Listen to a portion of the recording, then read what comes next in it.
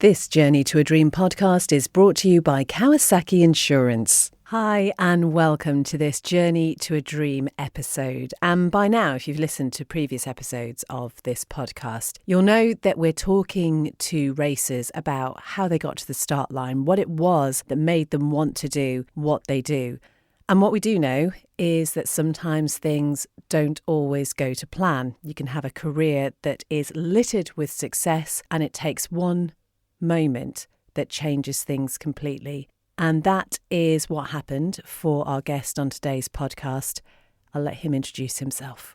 I'm Dave Moffitt, ex-racer, Manx Grand Prix winner, which I'm extremely proud of. Won many championships up at with Andreas racing at Cherby Airfield. I was Cheshire champion, raced in British Championships, ACU Star Series, was in the Manx Grand Prix and TT, Southern 100, North West, Ulster Grand Prix, so I got a bit of experience. Take us back then. Where did this passion for road racing start for you? It began many, many moons ago, early 70s. My dad started racing. He's a Manxman, born and bred, and his dream was always to participate in the Manx Grand Prix. He managed to buy a bike from Dugdale's in Cheshire, and he started racing, and that started my passion for it. So many people who grew up in that environment, it really does seem to be passed down the generations. Yeah, it does. But it skipped in mine. Yeah, my son, I got him a bike for his 16th birthday, and yeah, he never enjoyed it, and yeah, he just put his hands up and said, "Dad, I prefer just helping you out. Yeah, racing's not for me."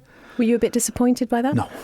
No, I was quite pleased, to be honest, because yeah, obviously I've seen the other side of how it can go wrong, but I've seen the highs of how good it can be. But no, I was pleased that he didn't feel pressurised, that he had to do it. You know, it was his choice, and I went with it because then I can spend the money on my racing and not his. So there you are, helping your dad out, seeing him realise his dream. I was only 5'6", so I just used to get in the back of the van and I used to lie underneath the bikes or sit on them and pretend I was actually racing them. I couldn't reach the bars and the and the foot pegs. Yeah, that really instilled it in me. I'd be up the grandstand of an evening. He wouldn't wake me up for morning sessions, but yeah, I used to wake up at like 5:30, hear the bikes going, because my gran used to live in Ashgrove in Pulrose, and I'd pester her to take me down to watch the bikes. Yeah, started out polishing the bike, that was it, cleaning it. I wasn't allowed to touch anything. That'd have been a very important job for a little boy, though. Absolutely. Oh, yeah. You see it now, don't you? It's a great environment for children. There's a community family feel. It really is, yeah. From team to team, it is brilliant to see kids going about on scooters and like walking about, obviously looking at bikes and talking and getting excited. It's absolutely phenomenal to see, and hopefully that's going to be the future generation that's going to be racing in like 10, 15 years' time. Do you remember the first time you actually rode a bike then? Yes. First time I rode a bike I was 5. A little Bambino it was called. Got it for my birthday. I had a nickname when I was younger, Stuck Throttle. And the throttle stuck open on me. It didn't. I just went full chat straight into a load of railings and nettles, and yeah, that was a start of my my experience on bikes. But then I was buying all field bikes and everything, not racing around, but riding around on those on private land. Of course, I wouldn't ride them on the road. Yeah, and that's how I started out. I had to go on my cousin's Mako 440 motocross down Tremode. That was an eye-opener. I learned then that not every motorbike, you just open the throttle and you just keep it pinned. Yeah, that taught me how to use brakes and use a bit of sense. And how much support was around at that time for you developing your skills? During that time, I was just playing around on the bikes. There was nothing competition-wise or anything. That started when I was 17 and a half. I went to Charlie Mortimer's race school at Alton Park. Yeah, it's going back 1983. That was. Yeah, I did 2 sessions there. I was hooked. Absolutely hooked. So I'd had an accident on I had a little 50 on the road. I got run into by a car. The insurance money I got from that, I used to buy my first race bike, a little RS125. It was ex-Phil Mellor. He was a top road racer at the time, and he'd used that in British Championships. So I started on that in 1984. So something positive came out of what sounds like it was a pretty traumatic event. Yeah, it was just, could see it happening. I was came up to a T-junction and the car just came to it just cut across both lanes. So I knew it was going to happen. I just jumped up as soon as he hit it, and I went over the bonnet, and that was all right. I wasn't injured. He was very apologetic. So the start of competition then, what do you remember about that time? Oh, geez. Right, baptism of fire. Again, me stuck throttle part came back into it. Oulton Park, it was on the old circuit where you come up to Island Bend and there's a sharp hairpin before Island Bend, and it cut out Fuelston's as well, which is on the full circuit now. And I was fairly handy on this 125, and it was like old John Corrin. He was champion at Aintree and Oulton Park Cheshire Club on a RG 250 Gamma, and I was sticking with him and came round, and the 125's got a really tall first gear. So I slipped the clutch right on the apex, and it spun round on me and spat me off, and I broke my ankle. So I was supposed to be racing that was on the Wednesday. I was supposed to be racing on the Saturday, but obviously I was in the cast for 6 weeks, and I didn't make my debut until the end of... It was just before TT, middle of May, I think it was. Yeah, Oulton Park, that was me. My baptism of fire had struck, and my dad had lectured me and told me, "No, that's it, you got to take it easy." So I did, and I finished something like 26th, I think, in my first race. Yeah, 26th and 32nd. I went in the 250 heat as well. In them days, there was heats for 250s and 350s, sometimes 3 heats. But I didn't make it through to the final in that one. But yeah, the 125, I think it was 26th. It was a full grid of about 36. You're talking about your dad there. Obviously, he'd had the dream. How did he feel that he really had passed that down to you, do you think? He was very pleased in one way that I'd taken it up. But my mum had always said, if anything ever happens to David, on your shoulders be it. Luckily, no, everything's been good.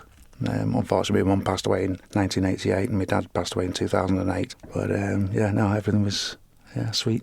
But nice, though, that your dad saw some of your really big success. Yeah. Unfortunately, the one thing I really do regret is he didn't see me win the Manx. That would have been the icing on the cake, because I did the first Manx in 86. Yeah, a bit of a disaster. I had issues with the bike. I had 2 DNFs. 87 had a carbon fibre Armstrong 250, which is a Grand Prix bike that Donnie McLeod had ridden. That was awesome, and things were looking really good. I was fastest in practice on the Thursday afternoon, and the race just didn't go well at all. Had issues with the bike. I think it was somebody had played with it. Didn't get a finish in that. Then the following year we had EMC that was a sister bike to Brian Reed's. I rode some really, really good bikes, and that was going well. We were in 4th or 5th, end of the first lap. Came in for fuel stop, set off, went off down Bray Hill, and fuel just gushed all over the place. Well, blooming hell's that come from? So I was covered in fuel, and as I went over Ballacry, it wheelied. As the front wheel came down, the fuel cap stayed up. I was like, it's a surreal moment, this, what's going on here? And then it started blowing round the front of the screen. I tried to grab it, missed it, and it shot out onto the road. It's like, oh no, and I couldn't brake, it's fuel sloshing all over the place. I pulled up at Quarry Bends, leant the bike against the bales there and run back up the road. And luckily it's always a glorious day, isn't it, when you're racing in the Manx, and the sun was shining, and I seen this petrol cap in the field glistening through the farmer's gate. So I had a marshal with me, obviously. I run across the road, got it, retrieved it, started the bike up. My dad was signalling for me down Sulby Bridge, and I come down to Sulby Bridge. I was absolutely knackered. Pulled up on the pavement. I was out of breath, and he said, "Go on, son, come on, you get a finish. You got to get a finish." He didn't realise what had just gone on, all the palaver. So with that in my mind, I thought, right, that's it, yeah, we'll go for a finish. So it took me like 3 years to get a finish in the Manx. And then the following year, I moved on to the TT with the 125s, the reintroduced 125s. And I was doing British Championships at the time, so it was a natural thing to support the class, and off up to the TT. Everybody I speak to, Dave, you just get a real sense of how much of your life this consumes. Oh, it's unbelievable. I mean, obviously you work as many hours as you can to earn the money, but then in those days with the 2-strokes, you're spending just as much time, not as much time, but at least till midnight every night working on the bikes, and then Friday you finish work a little bit early, load up, and then off racing for the weekend. There's not really much time for anything else, is there? No, there was no time for anything else. That was it, yeah. It was just tinkering with the bikes, trying to get the best out of them, and working. Looking back, would you change any of that, do you think? Do you have any regrets about how much time it's taken up? No, not at all. No, it's a passion that I've thoroughly enjoyed doing right the way through. I went to the TT in 89 and 90, and then I packed in racing in 91. I got married to Karen in 1990. Had our first daughter, Amy, and I was really struggling time-wise to devote to the family and devote to the bike. Yeah, the maintenance wasn't getting done as it should be, and I didn't have the money to put into the bike, so I packed in 91. How much of a role do you think that sort of family responsibility played in that decision as well? Oh, 100%. It was, I've always been, you've got to be 100% dedicated to what you're doing, especially at the age that I was. I was mid-20s then, or early 20s. Yeah, I can't give 100%, so yeah, 100% to the family, and that's what I did till 2005. Take us back to that point then. When did you think, I'm going to do it again? 2004. I was at the junior race in the Manx. I was at the top of Bigarro watching Tommy Clucas, who, God rest his soul, he was absolutely, head and shoulders above a lot of the competition. He'd have gone on to be one of the greats. And watching Tommy, and it was just like, wow, this is just phenomenal. I've got to have another go. But my first thoughts were, I'll just go up to Derby and I'll get a little 400. At the time, ex-TT riders couldn't compete in the Manx, and the 400 class had been dropped from the TT.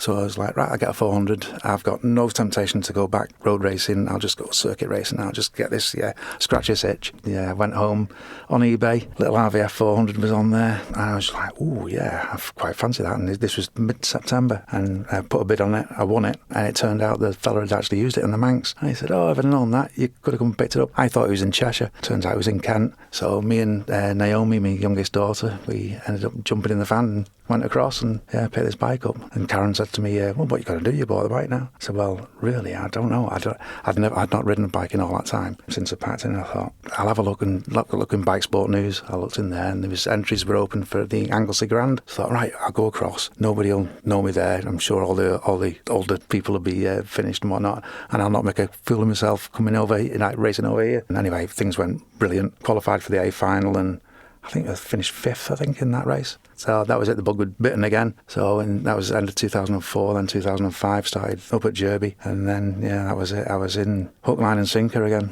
And was there any resistance, is possibly the wrong word, but did Karen have any reservations? No, she fully supported me, which was really, really good. I mean, without that support, without the support of the family, there's no way I'd have gone ahead with it. The understanding that needs to come from the family around you is immense. I'd said, well, what we'll do, we'll go away, we'll do some racing across, got a caravan, and it was just like a little family holiday, mini holidays. Probably once. No, I'm telling like that. I was going to say once a month, but now it's probably every couple of months we'd be across and racing and having a ball. Brilliant times, barbecues, beers. Wasn't serious. It was just great fun days. And the return then to road racing over here, what do you remember about that first time on the start line? Oh, God.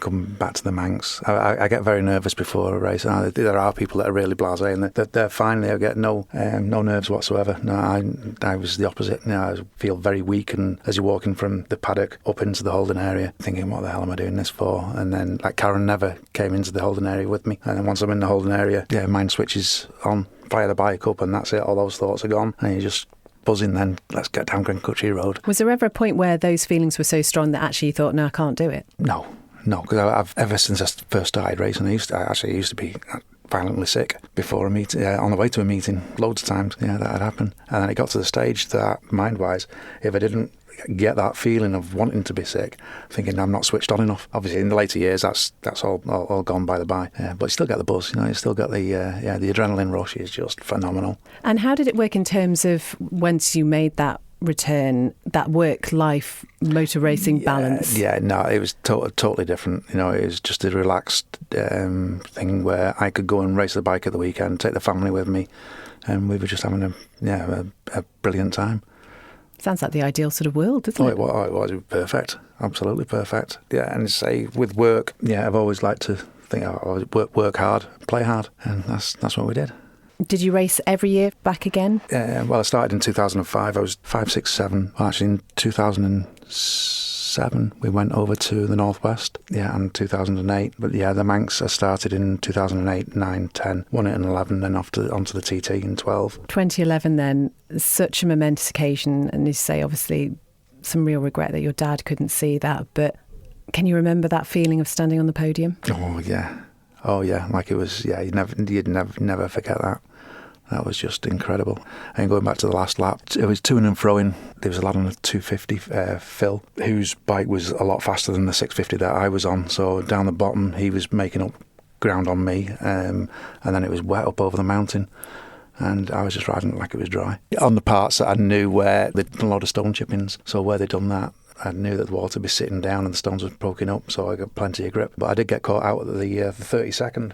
The first lap it was dry, second lap it was wet, and it was like puddle wet. It had really, the heavens had opened, and I come through. Bike went sideways. I thought I was off down the side of the mountain, and somehow somehow I stayed on the tarmac and came down into Windy Corner, still in fifth gear, and just wobbled down there, and then it was like, right, get your head into gear. That's it, that's passed, there's nothing you can do about it. And concentrate on the job. So got going again. But then, the last lap, coming out of Windy, I just flicked back to like the second lap and thinking, you're about to realise your dream here. And I started getting a little bit teary. And it's like, switch on, come on, and you've still got 3 miles to go. Don't make any mistakes now. And did you know the moment you crossed the finish line that you'd done it? Yeah. I'd had a board as I come out of the bungalow, and it was just, the mind starts going then. It's just, wow. Well, it's a childhood dream, it's something I've always wanted since being a kid. And then, obviously, when I packed in 91, thought that obviously, it's not going to happen. But for that to actually, come about, it was just amazing. And the feeling of, being on the podium was just incredible. And the Isle of Man loves somebody from the Isle of Man up on there, don't they? Yeah, absolutely. Oh, it's some party. My God, yeah. Oh, was it some party? That's probably another podcast, Dave. Yeah, well, there was some beer drunk that night. I bet there was. Having realised that dream then back in 2011, did you ever think, right, okay, I've done it, that's enough? No, I was really enjoying the racing. One of my sponsors, Patricia Wild Opticians, they'd bought the bike for me from JHS. Patricia said, what's going to be the best thing for you? So I said, well, this bike from JHS, which I got. And then James from JHS, obviously he was made up. It gave him really good publicity that his bike had won the Manx. And he said, right, I'll build you a bike for the TT. So as long as I wanted to race his bikes, there was always a bike there, which was like, phenomenal. Yeah, and it took any stress or worry on bike prep off me. I could just concentrate on that. And that's what he said. You don't touch this bike. It was James and his son, William. He said, we look after the bike and that's it, you just ride it. Brilliant. So, if we fast forward to today, Dave, you've obviously arrived here. You are still on a pair of crutches. Yes. And this follows an incident last year. I mean, I don't want to talk about things that you don't want to talk about, but how much of what happened do you remember? All of it, yeah. I wasn't knocked out, I didn't bang my head. The helmet was absolutely perfect, even though it was cut off. The chin strap was cut. There was not a mark on the helmet. Yeah, no, it's a little bit of rider error, pushing a little bit too hard. And the bike just went out of control. I thought I'd get it under control, as you'd always do, but no, I'd run out of road and straight into the banking. Where were you? Going into Laurel Bank 2 or 1. I'm not sure which way they are. They're coming into the right-hander. So it's on the approach, came through the left, hit the brakes, the bike back end came up in the air. When it came down, I expected it to come down on the left-hand side so I could tip into the right, but it didn't. Came down on the right and sent me to the left. And I was already on the left-hand side on the white line, and there's no room for run off there, and it's just straight into the banking. I remember lying on the floor. Well, I thought I was still on the bike, but I wasn't. I was lying on the floor, thinking I can't stand this pain much longer. And I must have blacked out, and then came round and in and out of consciousness a little bit there. And I made a comment to Jonathan Woodward, who was the TM who came on site. And I didn't even ask about the bike. Normally, we ask about the bike. And I just said, I don't think I'll be out for the next session, but I think the one after I'll make it.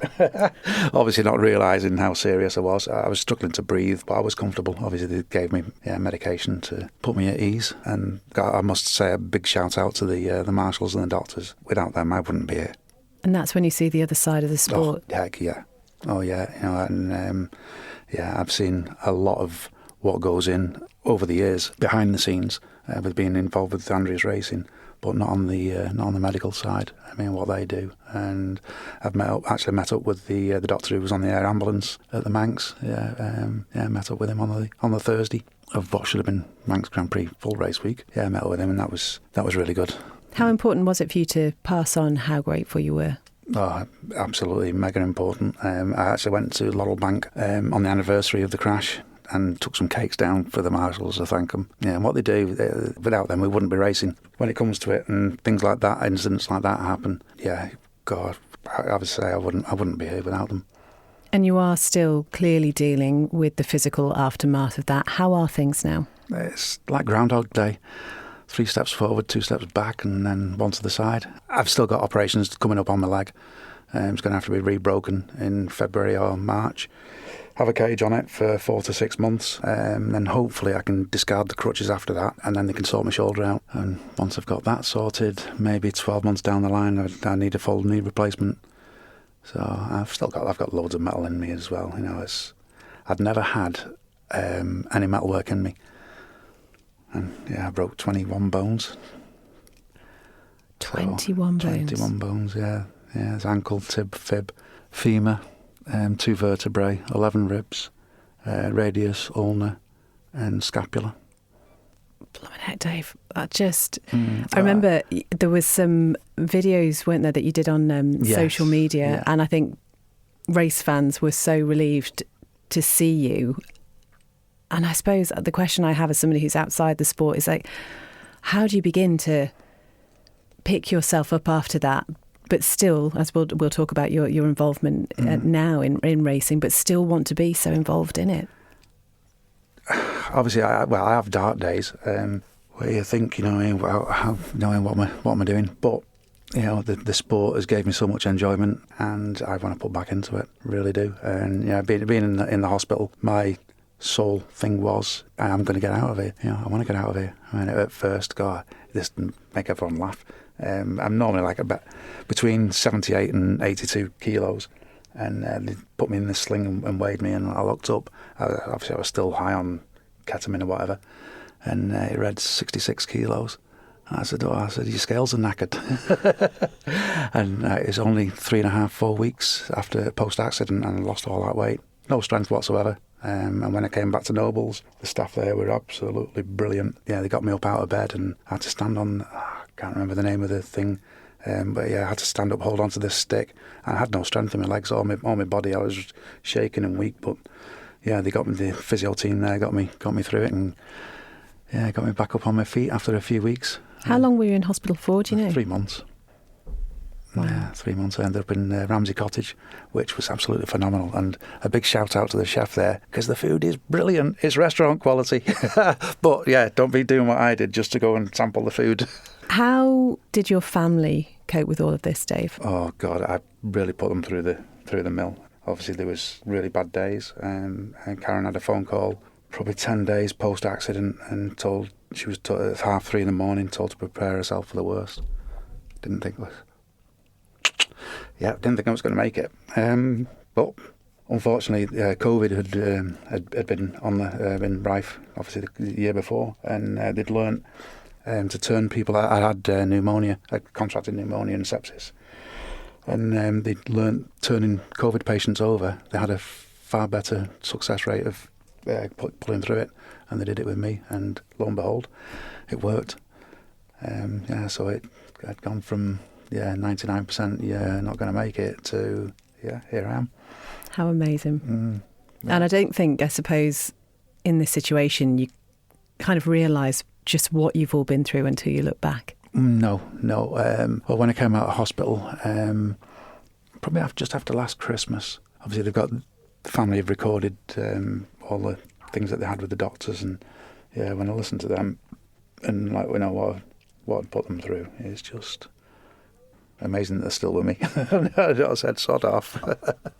Here we are then. We're coming to the end of 2023 and we're looking ahead to next year. And I mentioned your involvement, and you talked about the Andreas Racing Association. I mean, what they do to support the Manx talent we have over here is incredible. Why was it so important for you to be involved the way you are now? Well, I've been riders rep since 2010 with Andreas. We've been through the mill a little bit, and things have turned around. It's just, you see these young, especially younger lads now that are coming through, like 13, 14-year-old, and I see the buzz and the excitement that's showing on their face mirrors exactly how I was, and that inspires me to keep on going. And the same with other lads, that do a few track days and then decide, I'll go to race school. So they go to race school with Gary Radcliffe and Dave Bosendorfer and Johnny Higginbottom. And then they come through into racing, and my Lord, Honestly, it's just incredible the amount of racing talent we've got over here. Why is that, do you think? Is it because, we pride ourselves on being the home of motor racing. Is it just the perfect ground for that training? I think it is, yeah. Seeing obviously the Southern, the Manx and the TT, especially the success that we've had recently, it's spurring a lot of youngsters on. And I sometimes wonder if we realise just how much talent there actually is over here. I don't think we do. Really, we really don't. I've got quite a list of new lads that have come on the scene, like Grant Thompson. He's just got rid of his novice jacket and he's pushing Ryan Kringle. And it's just unbelievable to see. A lad so young and so early in his career to be doing so well, and he's safe with it as well. And he loves his racing, really shows in his results. He goes across and he's winning at Anglesey, Cadwell Park, Darley Moor. He's just, incredible to see. That's just one of them. And then we've got Kyle Casement, who won the 600 championship over here this year. He's another one to watch. Obviously, we've got Ryan and Jamie Kringle. And then there's two fellas that we should talk about from the Manx, Marcus Simpson and Joe Yardley. They've come through the ranks, actually helped mentor Marcus to start out with, and within 3 seasons, look what he's doing. It's just incredible. And the same with Joe. And Joe's gone over to Mexico, never seen the place, obviously never seen the place, and he's second on oh my lord, it's just, Aaron Redmond, Sean Crone and Alex Galloway, who are junior riders, who are doing absolutely phenomenal. They've come on from wobbling round, learning the way around, to actually being serious competitors. My other nephew, Brian, who races up at Derby, he won the lightweight championship, but he was being pushed towards the end of the season by Aaron. Aaron was right on him. There's only like a tenth of a second between them coming across the line. Isn't Aaron 15? Yeah. And Aaron has actually got an Aprilia 660 for next year, and it's going to be great. Now, obviously, he'll take his time learning. He's got his dad Tony, who's a very experienced rider, and he's actually junior riders representative, and he's mentoring all the young lads. So it's that is absolutely phenomenal to see. Another one to mention is Jim and Ben Gale, who are our sidecar champions. They've stuck at it and again come from nothing. Obviously the dad who has helped them and mentored them, they're our champions for this year. I don't know what the thing is behind this, Dave, but I sometimes think that they are so hugely talented, but they're incredibly modest about it. You don't see them self-proclaiming at all. None of them brag. Take Ryan Kringle. He's six times Ironman Centre champion. And he's done it racing motocross as well and winning the motocross centre championship. I think he's won that 2 or 3 times as well. It's just, no bragging, no nothing. No, just get on with it. I love me racing. He loves his bikes, and it's just, it's incredible. And that's right the way through. It's great. So what is Dave the mentor like then? What sort of advice do you give? Enjoy what you're doing. You've got to have the passion to do it, do everything that you can to the best of your ability, and just and enjoy is the most important part of it. If you're not enjoying it, then just walk away. Don't force anything. And from your point of view, are there any regrets looking back? No. Not even given what happened last year? Even given what happened in 22. I'd ordered tyres, and the tyres had turned up with the wrong size. So I had to get another wheel. The wheel actually turned up the day after the crash, so I was running with the wrong tyres on the wrong rim. But apart from that, it's happened. I've got to move on. I can't look back on that and say it should have been this and I should have done that. It's happened. I've got to move on from it. Although I do get dark days when it's like, it can be really tough. But on the positives. And being so hugely involved in seeing the progress, of some of the people that you've mentioned must be brilliant. Oh, absolutely. Well, my nephew, he actually did his first Manx, so he's 3rd generation of Moffitt to race. Obviously, there was my dad. I've raced. My brother actually raced as well, young Chris's father. And then Chris actually rode, it's a bit like Trigger's broom. He rode my bike that I crashed on in the Manx. Yeah, unfortunately it broke down, but he was going really well. And again with Chris, I mentored him, and to see his face after that first lap, the first 2 laps that he did on his own, I said, just go out, enjoy. If you don't like it, pull in. And if there's any concerns, pulling at the end of the first lap, he went straight through on first lap and came in a big beaming smile on his face. And I'm sure you've seen it when they come in and take the helmet off. The first few words out of the mouth, you can't understand them. It's phenomenal to see. It's brilliant, and that's what it's all about. That adrenaline just takes over, doesn't it? And I think it's hard to describe unless you actually see it. Yeah, well, your mind's doing 200 mile an hour, and your mouth is a little bit behind it. It's just so funny. Yeah, we've got a recording of that, and yeah, Chris, look out. As I say, we are sort of approaching Christmas as we're talking now, Dave. And typically, I guess, for a motorcycle racer, it's a hard time of year, isn't it? It is, yeah. Obviously, the season's passed and you're looking forward to the next season, but there's a lull in between. And nowadays, the lads are a lot more switched on, where they'll focus on training. They'll get themselves really, really fit, mind and body, through the winter and ready for spring and start of the season. And obviously, once January is over, it's right on you. So they'll be prepping the bikes, getting all the Go Faster goodies and any bits that they need. And in terms of the Andreas Racing Association, what do the next few months look like for them? Yeah, good.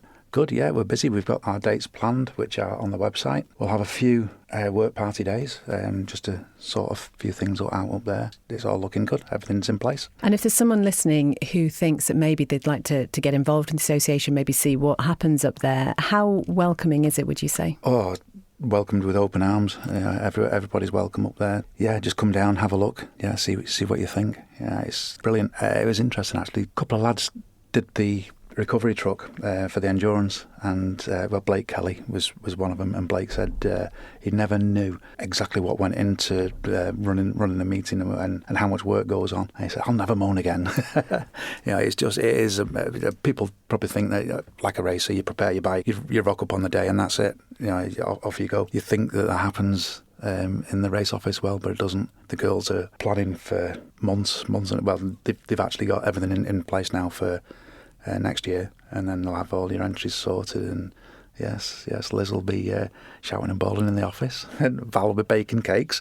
So yes, cakes are she's a very good cake baker. From your point of view, is it the only association you're involved with? No, I've started helping out with TT Riders Association. I got invited onto the committee in August, and then in September I was asked if I'd like to become secretary.